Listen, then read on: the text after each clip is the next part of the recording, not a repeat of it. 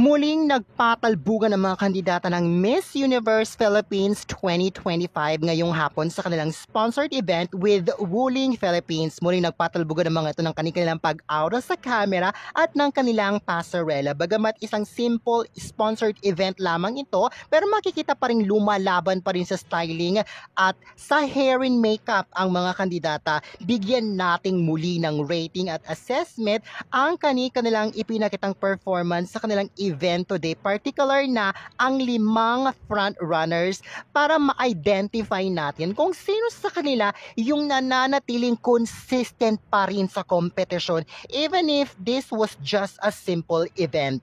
Ayan, starting off with Sultan Kudarat wearing her silver dress with a cute bow design on her chest.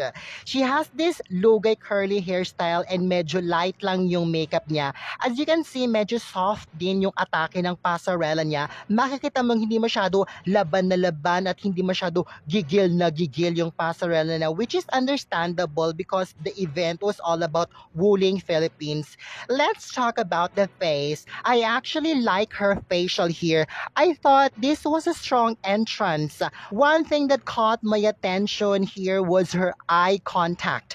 While she struts the runway, I like the fact that she did not look down. I mean, she did though when she got to the center, but that's understandable cause she had to do that to see the end spot of the runway. So understandable. But anywho, the eye contact with the camera was solid. She did not let go of it. And even if her pasarela was not laban na laban at gigil na gigil, the level of her confidence is irresistible. And when she did that turn beside the EV, I love the facial she gave there. I love the performance from her. See, this is the only performance from her that I really do like kasi wala masyadong unnecessary movements ng mga kamay, ng ulo, ng puwet, ng kung anek-anek pang paandar. You know what I mean? Ano lang, swabe lang. I mean, let the confidence and the aura speak. Lakas maka-universe ng ganun. And I like this one. I'm giving her 8.5 out of 10. Next up is Sinilon Laguna's Iliana Marie Aduana. Well, as we all can see, laban na laban si ate mo, girl. The shade of the blue ng kanyang dress is very laban na laban din, as well as her hair and makeup, ganun din. Okay, let me be honest. You know what? I do not like this performance. I'll tell you why. I do not like this performance because I thought it was forced. Like, pilit na pilit yung pagka-fierce niya dito. Hindi natural yung execution. Yung parang ang bigat tignan. And the movements of her head were so distracting. Taas baba yung head. And one thing that I noticed about her is that when she does her pasarela, she really loves to look down, which is a no-no kasi it gives an impression to the judges that you're like not confident, you're like unsure of what you're doing. And also the facial she was giving here, I did not like it. Masyadong pilit. Masyado na kasing nauuso at gamit na gamit yung pa-fierce kineso na yan. Like we have seen it before countless of times from Pia Wertz back to the present candidates. Kumbaga gasgas na gasgas at gamit na yung pa-fierce kineso na yan. So what I'm looking for right now is the natural execution of it. Okay? Gusto ko yung hindi pilit.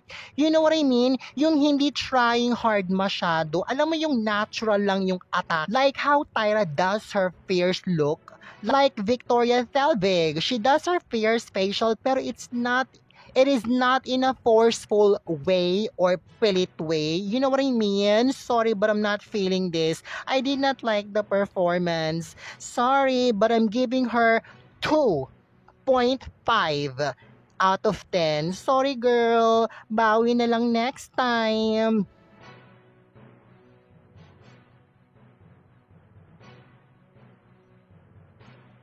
Okay, let's talk about Taguig's Katrina Ligado in her white dress and ponytail hairstyle and smoky eyes makeup. Medyo shaky yung pasarela niya here. I thought it was wobbly. I mean, she competed multiple times na in different pageants. So how come she has not perfected her pasarela pa?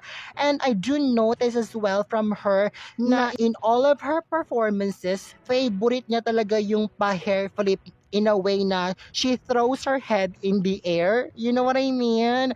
Ate, ang tsaka ng ganyan. Refrain from doing it.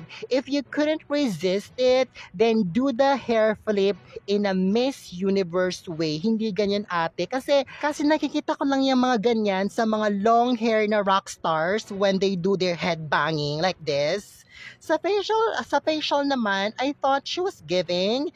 Yes, I liked it. Maganda yung execution ng pagpapaka-fierce niya. Very natural lang. Swabe lang, hindi pilit, which is good. I also like that she balanced out the fierce facial with a smile. I thought that was perfect. Ganyan dapat ang execution ng fierce facial, okay? Balance it out with a smile. Hindi puro fierce from start to the end dahil yung iba, aside from pilit na nga yung fierce facial, nagmumukha ng galit. So, for her performance here, this is definitely deserving of a 5 out of 10.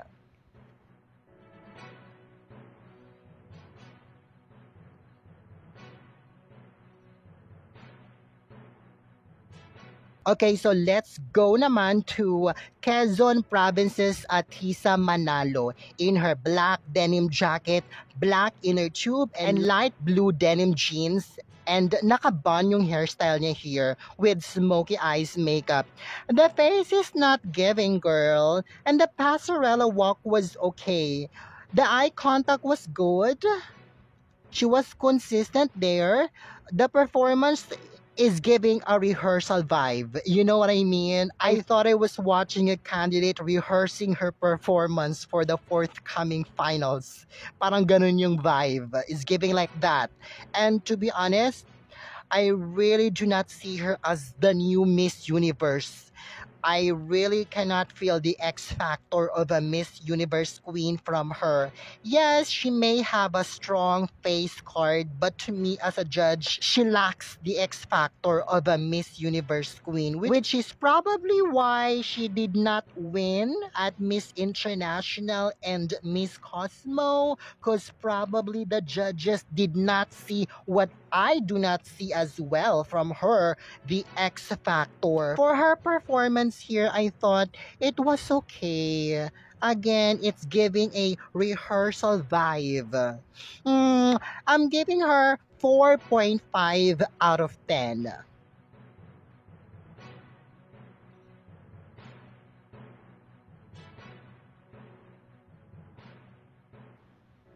Okay, last but not the least, Muntinlupa's Winwin Marquez. You know what? I think she has the best passerella in all of them. Why? Because I love the fact that she did not look down the steps. Bongga, di ba? Ang strong non, grabe. I love it. Nung bumaba siya from the stage, she did not look down the steps. Not even a single glance. Wow, perfect. As she struts the runway, I love her posture. The position of her head was solid as well as her shoulders were also on point. Grabe, I love it. Her legs and her feet as she struts the runway, parehong on point. Perfect din. This is my definition of pasarela. Perfect, exquisite, flawless. The X factor is definitely there. The facial is also giving. One thing na mako-comment ko lang about her performance here, although this is close to perfection na sana, is that na sana she balance out her fierce facial with a smile. Kasi, look, nagmukha na siyang mataray at galit the whole time with that fierce facial from start to the end. See, this is the problem with trying to be fierce on camera.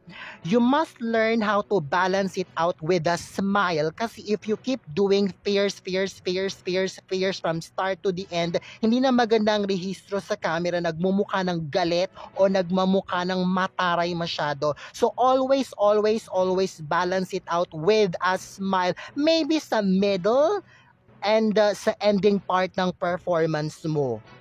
Just like how Pia did hers. Remember, she did it, pero look at her, she did smile.